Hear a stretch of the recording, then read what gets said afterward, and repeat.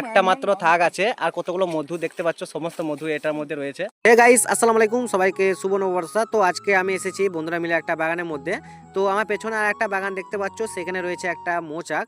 তো সেই মৌচাকটা থেকে আজকে আমরা মধু সংগ্রহ করব বন্ধুরা মিলে। তো আমরা এখন যাচ্ছি সেই মৌচাকটা কাটার জন্য বাগানের ভেতরটায়। আর আমাদেরকে কিছু দরকারি জিনিসও নিতে হবে। সর্বপ্রথম আমরা কিছুটা নিমের ডাল ভেঙে নিচ্ছি। আর নিমের ডাল ভাঙার পর আমরা চলে এলাম মৌচাকটা দেখার জন্য। আর ভেতরে দেখতে পাচ্ছ কি পরিমাণে মৌমাছি বসে আছে। তো আমরা মৌমাছিগুলোকে তাড়াবো, তার জন্য যে নিম পাতাগুলো নিয়েছিলাম, তো সেইগুলো থেকে আমরা এখন ধোঁয়া তৈরি করেছি। আর সমস্ত মৌচাক থেকে এখন মৌমাছিগুলো বেরিয়ে চলে গেছে। আর আমরা এখানটাতে কাটবো। তো আমরা এখন কাটা শুরু করেছি। আর দেখতে পাচ্ছ গাছটা কতটা শক্ত। তো প্রচণ্ড পরিশ্রমও হচ্ছে আমার এটা কাটার জন্য।